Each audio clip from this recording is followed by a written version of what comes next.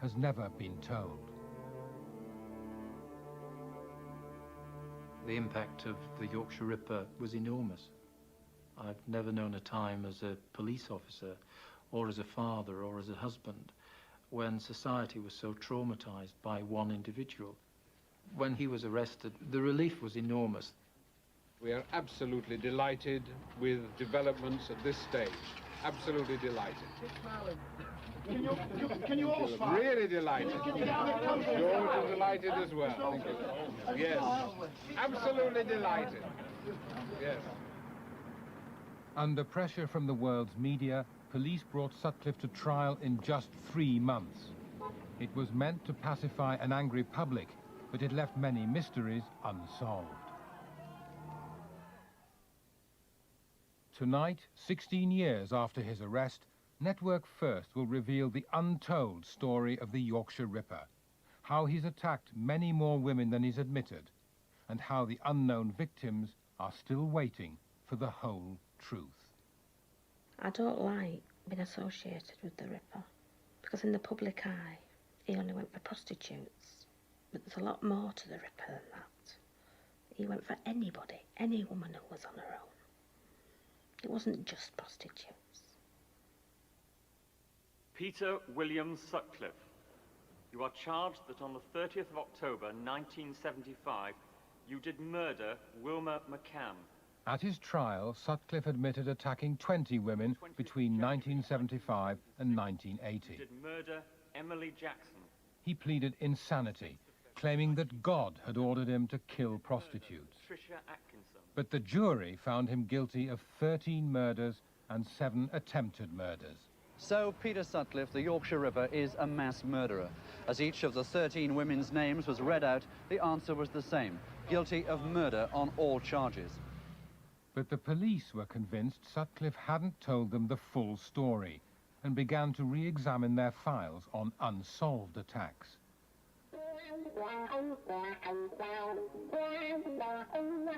The police had already made one startling discovery in a check of criminal records. In August 1969, Sutcliffe was with a friend in Bradford's red light area.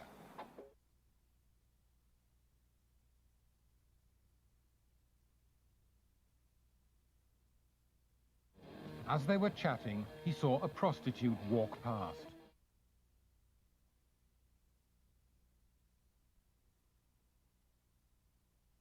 He followed her.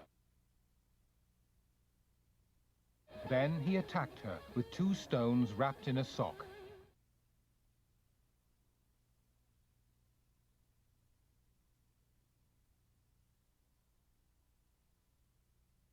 The police questioned Sutcliffe about the attack, but when the victim dropped the charges, the incident was forgotten.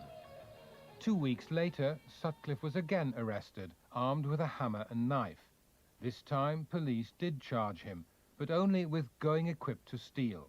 He was fined £25.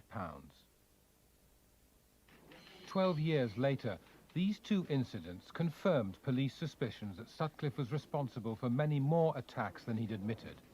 It meant he'd been attacking women not for 5 years, but for 11. From that came a feeling that someone ought to look at the outstanding murders and attempted murders that we may feel or felt were attributable to Sutcliffe. I got the job, as simple as that. The Chief Constable of the day said, "I want you to do the job." Hellawell began to compile a definitive list of all the unsolved crimes Sutcliffe might have committed. When we first pulled everything together, there were in the region of 60 murders and attempted murders that either we believed or other forces believed Sutcliffe may well have committed. All the information we had on those were catalogued, and we looked at factors which would eliminate Sutcliffe from them. For example, we knew from his driver's logs where he was, and he was in a different part of the country to where the crime was committed. This left Hellawell with about 20 unsolved crimes, with the Ripper's hallmarks, which he began to reinvestigate. One of these was a vicious attack on student-teacher Gloria Wood. She had recently separated from her husband and was starting a new life.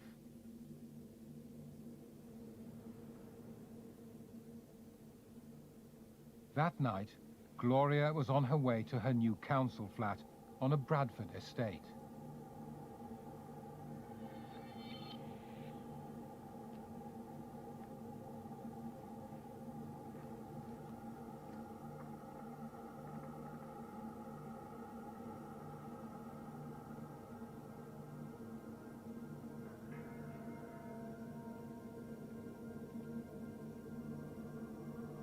As I was coming through the school grounds, this man approached me. He came up to me and said, "Can I carry your bag, love?" No thanks. I haven't got far to go. He seemed a right big man, with staring eyes, dark brown eyes. And it was olive skin coloured. Not black, not white, but Mediterranean looking, Greek or Italian. He had a beard, black hair. I only live down there. I've got a flatmate who just moved in. Now, so I'd just like to live. I didn't feel a hammer blow. I didn't even feel it hit me. There was some youths at the end of the snicket. It must have interrupted him.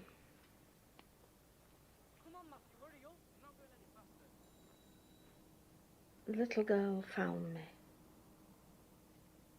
She went into her mother and said, "There's a lady on the grass with red paint all over her." And that must have saved my life, really.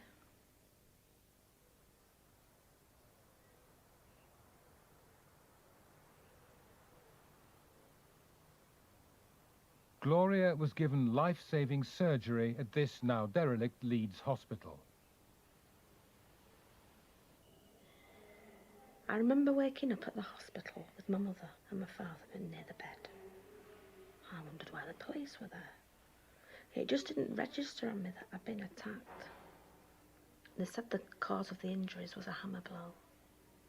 They had to cut a hole in my skull to get at the splints of bone that had gone into my brain. The police thought I knew who'd attacked me, and I couldn't tell them because I didn't know. I couldn't think of anyone who'd want to attack me. I told them my attacker was a man with olive skin, quite tall, a beard, black hair, and they wrote it all down, went away. Didn't hear from them for ages after that.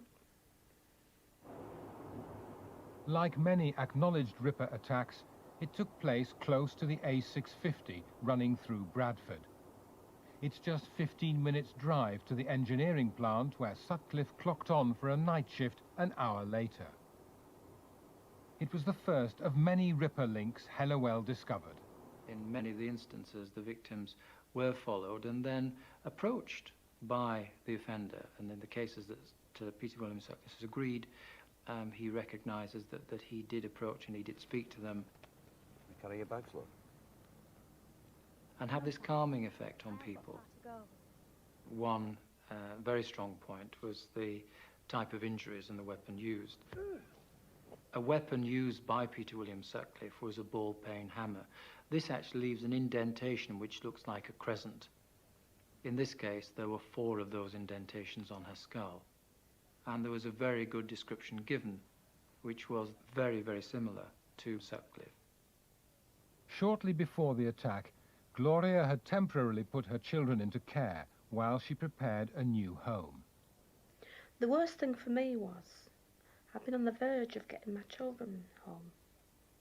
It was all arranged, they were coming home.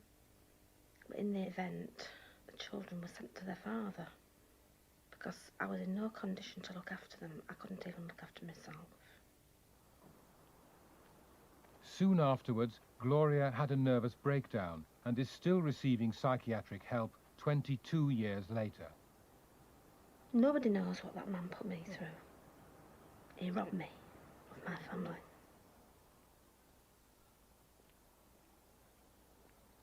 There's dozens of women he's attacked, they're wondering.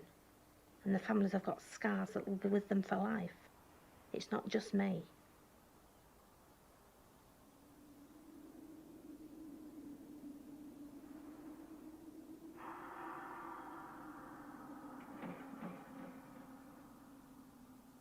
Within months, Hellawell had completed his research into all the unsolved crimes. Now it was time to meet Sutcliffe.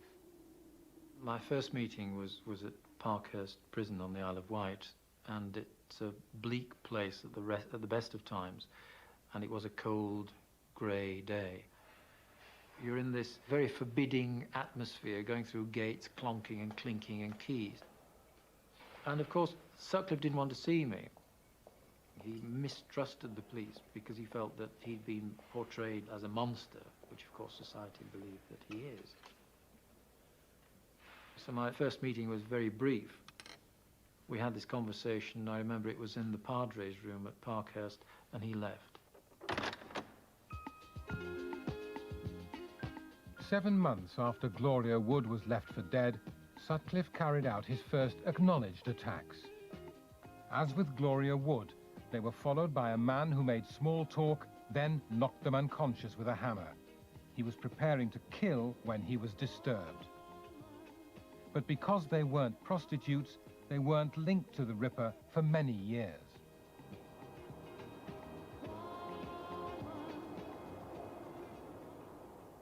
Two weeks later, a 14-year-old schoolgirl became the victim of another brutal and motiveless attack.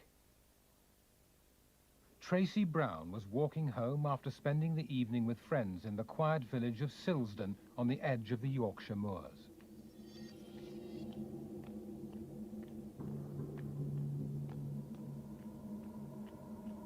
As I was walking up, my feet were hurting.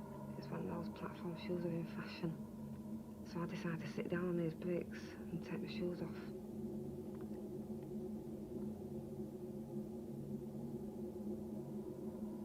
I just happened to look up, and I was aware of this man walking towards me. And he just stood there, looked at me for a couple of seconds, and then started walking up the road. And I started walking up. Hello. And he asked me my name, and I told him.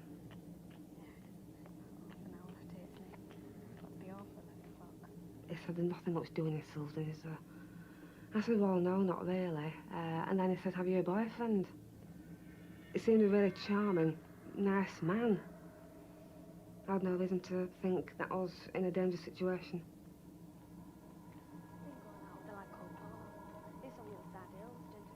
He was very dark, and he had these really mysterious dark eyes, his full black beard, and almost afro-style hair. He'd lagged behind, and I just went to turn round to thank him for his company. I was shouting, please don't, and at the same time I could hear his grunts, with the sheer impact of the blows of, oh. And then the headlights of a car disturbed him.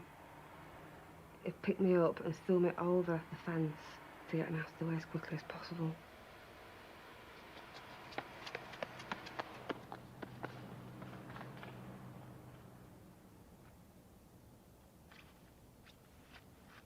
I remember scrambling around the fields, and I remember feeling really weak, although I wasn't aware that I was nearly bleeding to death.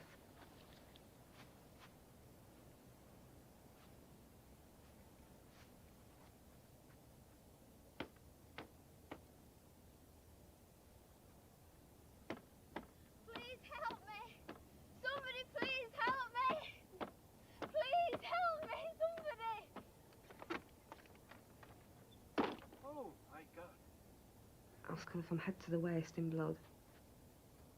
He cleaned me up, and then he drove me back down to the farm.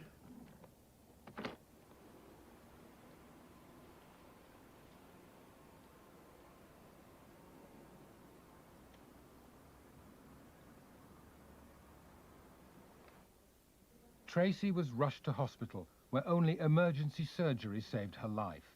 5 vicious blows to the back of her head with a ball-peen hammer had smashed her skull into fragments. The police asked me if I could do an identikit picture, which I did. To me, you couldn't have got a picture more perfect than that. It was pinned up on shop windows and shop doors for the few weeks after that. You know, if people recognise this man, please come forward. But no, a week, 2 weeks went by, no sign of any man being pulled in with afro hair, dark beard. The first thing in Tracy Brown's case was, of course, her description of the attacker and the photo fit. She also mentioned an accent, which was a very similar accent to Peter William Sutcliffe's. Other circumstances, there was a car seen, close to the scene, at the bottom of the hill, in fact. And that car was a similar car to one owned by Sutcliffe. There was the following and then the befriending, the injuries to the back of the head. And therefore, all of these features made it, for me, clear that it was a serious contender for having been committed by Peter William Sutcliffe.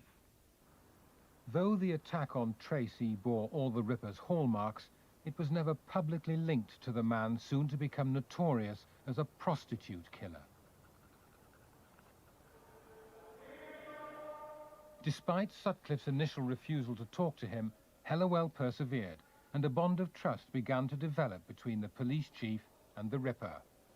After the initial time with Sutcliffe, I think I got some measure of the man, to understand him, to understand how he ticks, how he operates. And I knew that he had committed other crimes. And he knew that I knew. And I felt that one day he would tell me. Ever since Mrs. Jackson's body was discovered here, and ever since her killing was linked with that of Wilma McCann last October, the prostitutes of Leeds have walked in fear. Have you altered your opinion at all in this past week of the sort of man you're looking for? No, we're quite certain that this man hates prostitution. Over the next year, more and more women fell victim to the maniacal killer who seemed to be targeting prostitutes.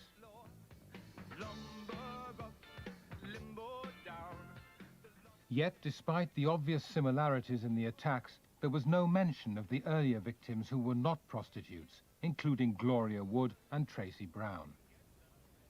When I first put Tracy Brown to him, his first reaction was, no, I've done nothing else other than what I've told you.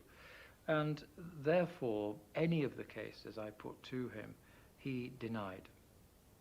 I think as time went by, you gain some sort of respect. And he got to one stage where he said to me, you're right, it sounds as if I've done them. The description is of me.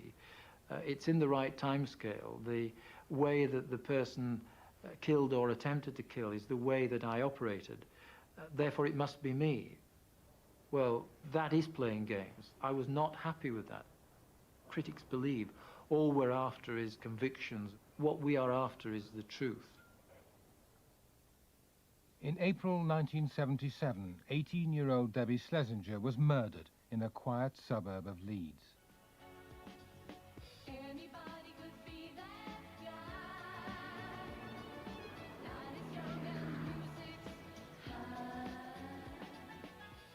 She'd spent the evening with friends in a city centre pub before they all caught the bus home.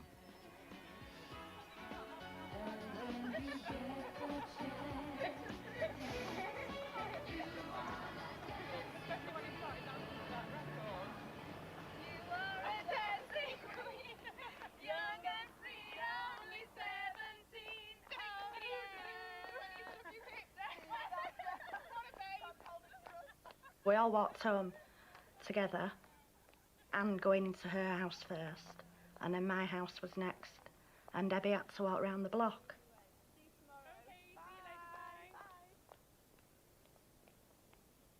As I got in, I was talking to my father, and I heard a scream, a really bad scream.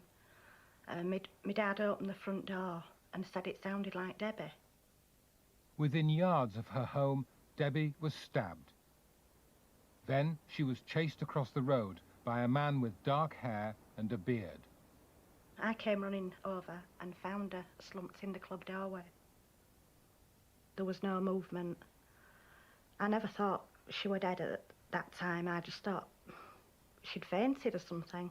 Police or ambulance men, I can't remember which, were just sort of all sort of crowding round, and you didn't know what had happened, and no one was telling you anything, just sort of get back home, you know. I said, well, what's up? I was just told a terrible thing has happened, and I said, no, she's not dead, and they says, I'm afraid she is.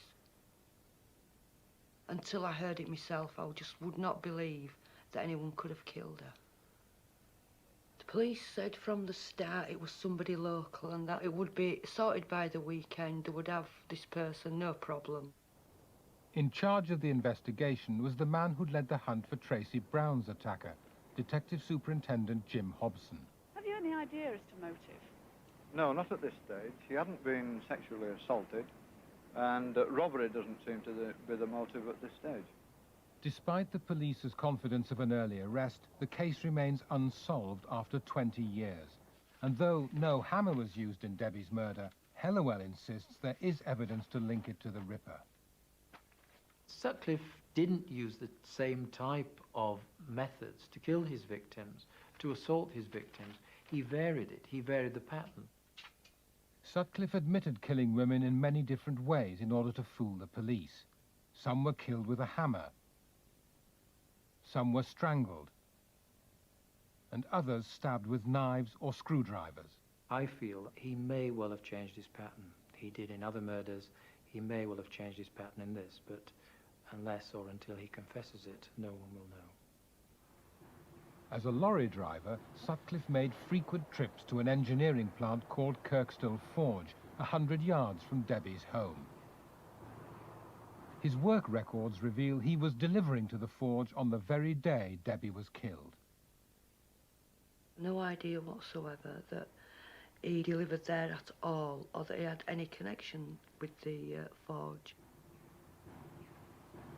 Debbie got off the bus on her way home from work outside the Kirkstall Forge, and he could have seen her, and he could have followed her home from the forge. And I can see the links that it could possibly now have been him. A couple of days after Debbie's death, there was a prostitute killed in Bradford by the Yorkshire Ripper, Patricia Atkinson. And I just asked the police if the Yorkshire Ripper could be responsible for Debbie's murder, because there was no motive. And they said it wasn't the red light area where he usually worked. There was no way that it could have been him. And I just had to accept what they said, but I've always had in the back of my mind the thought that it could have been him. Always.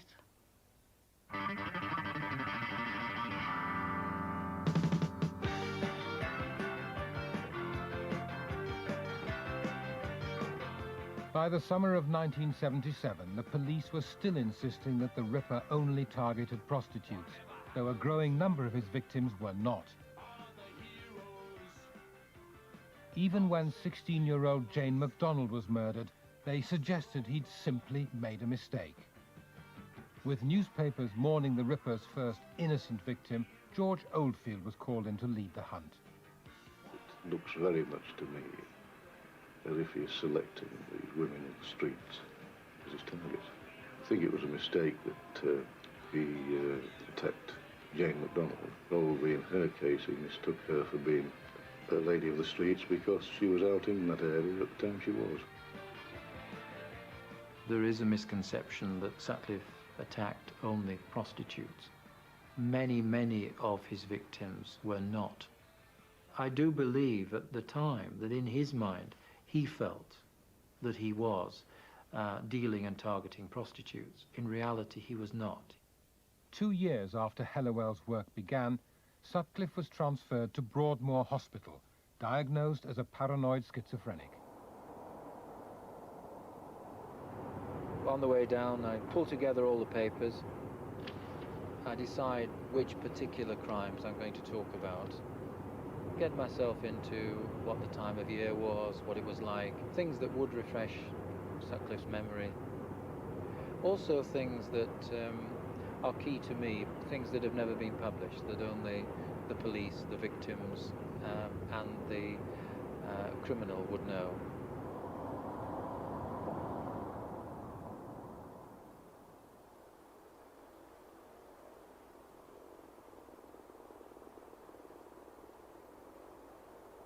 As far as sitting facing someone who's committed these horrendous crimes and caused so much pain, sometimes you come out from those interviews and you just want fresh air. Sometimes you feel, I don't want to be here. I actually don't want to talk to this person. But you have to put your own personal feelings out of the way and do a job.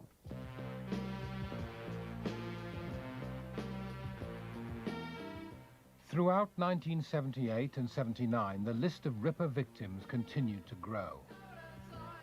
But some survived, to describe their attacker, noting his black hair and beard. As the weeks and months went by, I'd see in the paper every so often girl being attacked. Another few months go by, girl being attacked, killed, murdered. I saw this picture. Exactly the same description as what I'd given that the police were calling the Yorkshire Ripper. I thought, oh, that's the guy. It's obvious, it's the guy that attacked me. I went with my mother to keep the police station. I said, this is the guy that attacked me. He says, oh, we're all having fun and games today, aren't we? I thought they're treating it as one big joke. If they'd have taken notice of it, 13 people, and probably a few more would have been saved. But it was only following the murder of Joe Whitaker in 1979 that the police finally admitted that no woman was safe.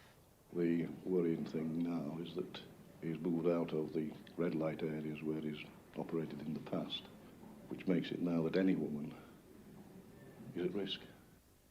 Then the police were sidetracked by a hoaxer. I'm Jack. I see you are still having no luck catching me. I have the greatest respect for you, George. But Lord.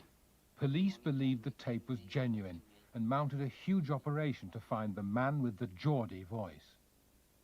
It was George Oldfield that came round and asked me to listen to a Geordie tape. But this guy didn't have a Geordie accent. It was a Yorkshire man, so it threw me off balance. I thought, you know, I don't know whether I'm coming or going. Do the police know whether they're coming or going? By now, Sutcliffe had been interviewed as a Ripper suspect 9 times, but the police eliminated him from their inquiries because he didn't have a Geordie accent. 3 months after the tape arrived, the quiet town of Ilkley was shocked by a vicious attack on a 21-year-old woman. In charge of the inquiry was Detective Superintendent John Stainthorpe, a veteran of 2 Ripper investigations.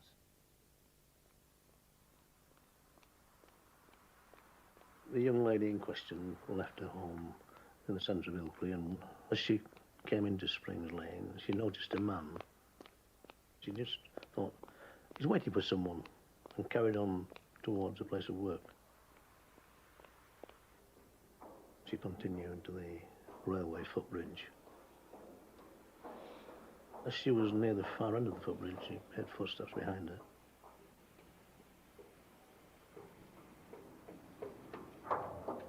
She was attacked from behind by a man wielding a ball-peen hammer. She was given a massive blow to the back of her head.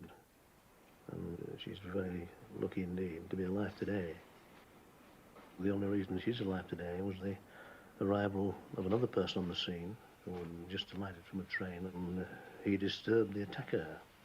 Had it not been for his arrival, he would have attacked her further with the hammer and left her a corpse. We had a very good eyewitness.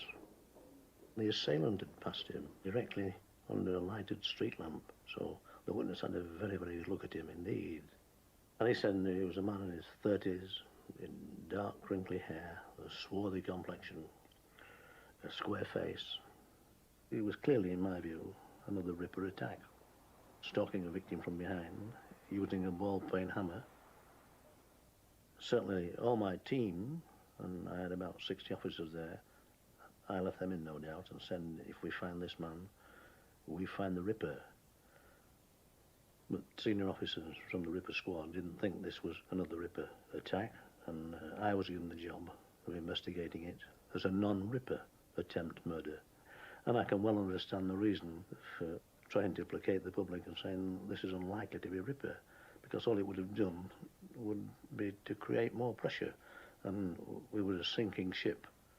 Believe you me, we were in very deep trouble at that time.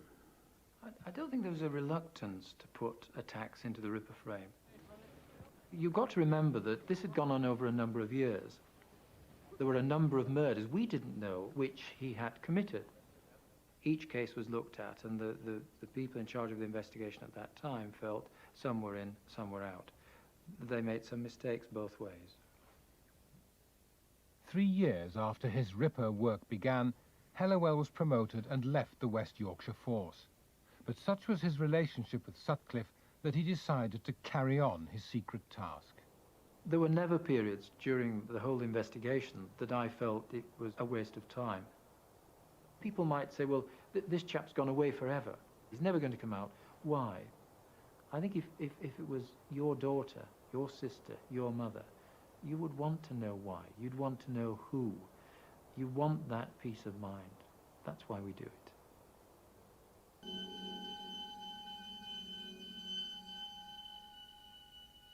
This picture was done in a moment of utmost despair and anger shortly after I was attacked.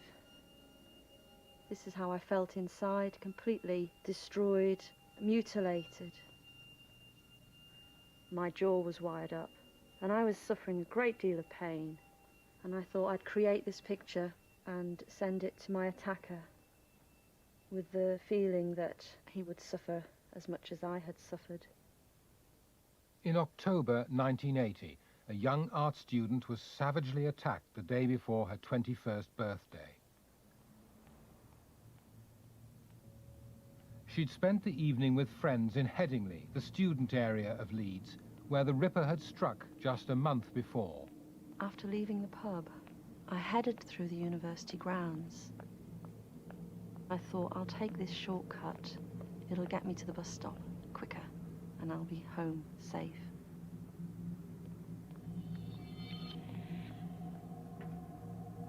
After going a few yards, I was aware that there was a figure watching me. I heard footsteps, and someone came out from the right-hand side of the road and shouted, "Oi," or "Hey, you." Hey, do I know you? I'd never seen him before. He had a swarthy complexion and dark, dark hair.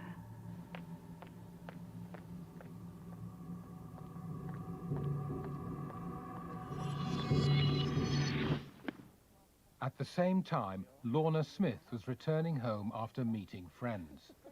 As we turned towards the university, I was aware of a struggle, and I do distinctly remember seeing a man's arm raised. I don't know whether it was the right arm or the left arm, but I remember seeing a man's arm raised, and I could hear shouts.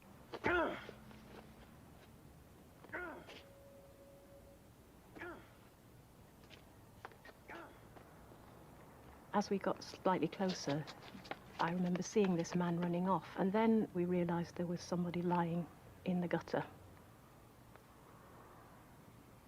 And when I got even closer, I saw just how much blood was there. So much blood.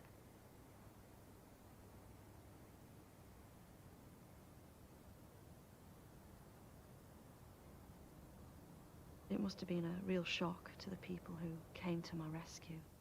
If they hadn't found me, I wouldn't be here now. I think he was ready for his final blow. My jaw was broken. I had a large dent in the top of my head. My skull was fractured. The doctor said these are similar wounds to some of the Ripper victims. Have you been in touch with the police? Have you told them? And I thought, I'll phone the police myself and relay what the doctors had said. They weren't very interested. As far as they were concerned, I'd just been beaten up. Detectives also took a statement from the eyewitness, Lorna Smith. What I do remember is the officer saying, if we decide to take this incident seriously, we may want to question you again. And that phrase, if we decide to take this seriously, just echoed in. It took my breath away. I just thought, what state do you have to be in for them to take it seriously? I found it just an extraordinary statement. Being a victim of such a vicious attack leaves you completely alone. You cannot explain the real despair that you feel. And I'm very fortunate in that I chose to manifest the anger through art. I was attacked outside a church. If it hadn't been for the people who intervened, I certainly wouldn't have been saved. This was an etching exploring the abandonment that I felt. The hand signifies the hand that could help me, or the hand that attacks me. A rather harrowing picture of me naked and bleeding. When no arrest was made, I felt confused and rather desperate. The police just dropped me. They just abandoned the whole incident. Sorry, we can't find anyone. Hard cheese. Again, Hellawell found many similarities with Ripper attacks. Well, the factors for me were, firstly, the location. Student territory, close to a main road, late at night, single woman on her own. And she has got medical evidence which shows that she received some severe bangs to the head. I couldn't tell you what type of hammer was used, but they're certainly fractures of the skull. We actually have a relatively good eyewitness that describes the attacker having this swarthy complexion, which is very similar to Sutcliffe's. The timing of the attack is also significant. Sutcliffe's wife Sonia worked at this nursing home every Saturday night, giving him free rein to plan and execute his attacks. That's why all these acknowledged Ripper victims were also attacked on Saturday nights.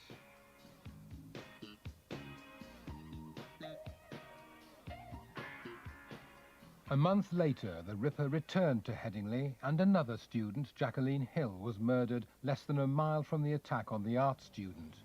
I remember a sort of cold recognition sweeping over me, and I thought, oh my God, this has got to be the same attacker. It was a Saturday night, a woman, a student on her own. A hammer was used. I just felt that the two incidents were connected.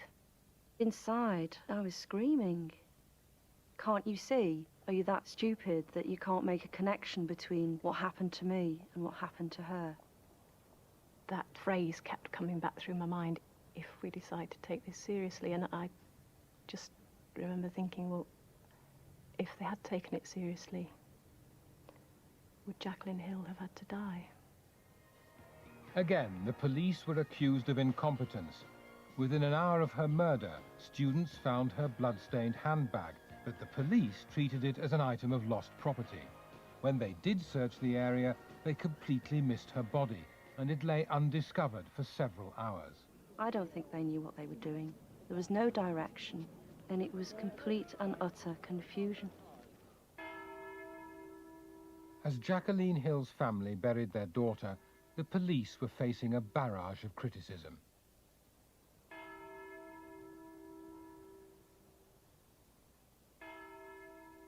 But then, suddenly, the nightmare came to an end. 2 patrol policemen arrested Sutcliffe in Sheffield, but only because his car had false number plates. In the car was prostitute Olivia Reevers, and when police discovered the ball-peen hammer he'd planned to use, he reluctantly began to confess. When photos of him appeared in newspapers, it set alarm bells ringing for many victims. I actually opened the newspaper and I saw this picture of him. I thought, oh my God, he's the guy that attacked me. I just remember thinking, thank God for that. He's out of the way. Yet the police never questioned Sutcliffe about Tracy Brown. The attacks on Gloria Wood and Debbie Schlesinger were never put to him, nor were the assaults in Ilkley or at Leeds University. They accepted his 20 confessions and rushed him to trial. The whole world was interested in this case. The pressure on us was such that we said, let's get to court and let's get him put behind bars. He admitted at that time 20 in all, and I think it was thought, that's enough. He's now got 20, we will move forward. It's absolutely horrendous that the police were not asking Sutcliffe about his attack on me when I was in this clear state of mind at the time to do that. They just wanted to get him through the system and locked up to satisfy the public's need to see a man jailed. Well, thanks a lot. Where does that leave everyone else?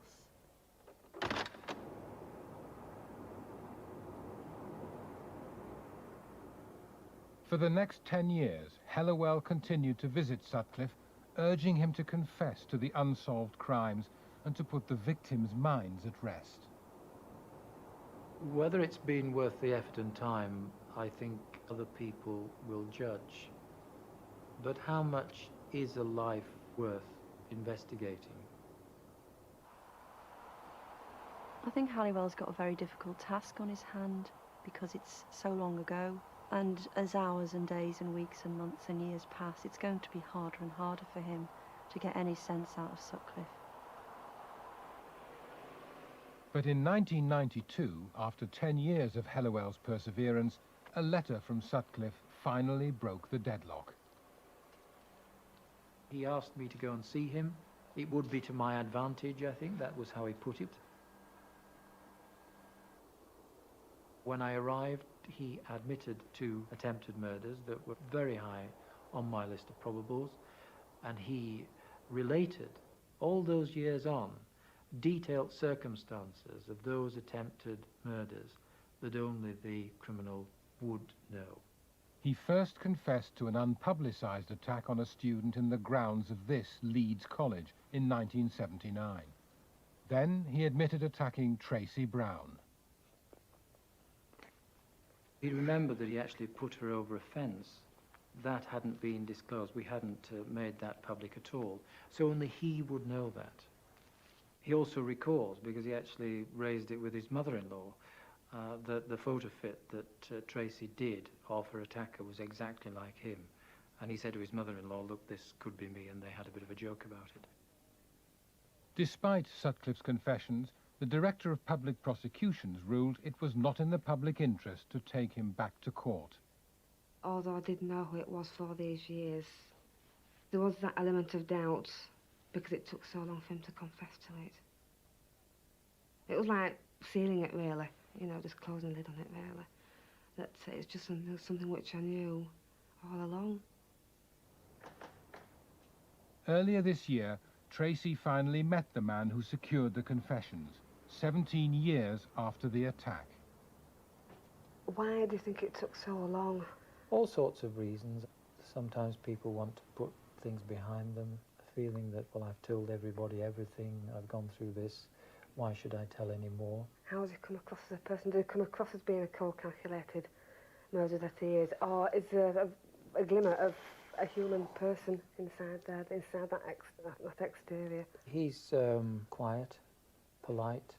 Sometimes people imagine people who do horrific things as being sort of creatures that are unrecognisable from human beings. They're not. The photographic picture which I made, which was very, very much like him, why was that ignored for so long? I don't think it was. We clearly knew the type of person that we were looking for, but we needed to link in so many other ways. And of course, I think we were sidetracked with the Ripper tapes as they became called. I just thought that I just didn't take it very seriously at all. And because of this, a lot of people could have been saved today. What has been achieved is a very painstaking investigation into outstanding murders and attempted murders. 2 victims can now be reassured that the person who committed that crime is behind bars and is not going to come out again. But then to continue with the others, because I believe that there are others, and I have this feeling that he will one day tell me the truth about all of them. Love each other as I have loved you. Greater love has The church is a blessing to me. I get reassurance and comfort. I would like Peter Sutcliffe, if it was him who attacked me, to admit to it. I don't hate him. I've forgiven him. It's been very hard to do. I've got my family back. And I'm grateful for every day because I've lived to see my grandchildren growing up when I might have died. I just want to get on with living, put it behind me, draw a line under it and start again.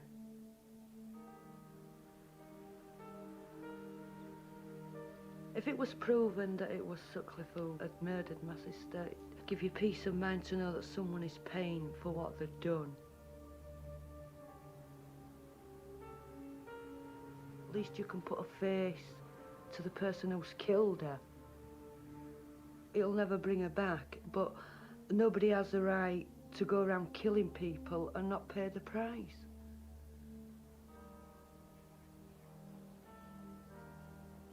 I need to know who did this to me. It's a bit like people who have lost their loved ones but never see the body, who need something very concrete to step away from. If Peter Sutcliffe confessed to trying to kill me, I would say, well, I knew that. It might give me a sense of relief. I would hope there'd be some relief somewhere before I die. On the other hand, Sutcliffe might take the secret to his grave, and then I have to live out the rest of my life never knowing. And that's a painful thought.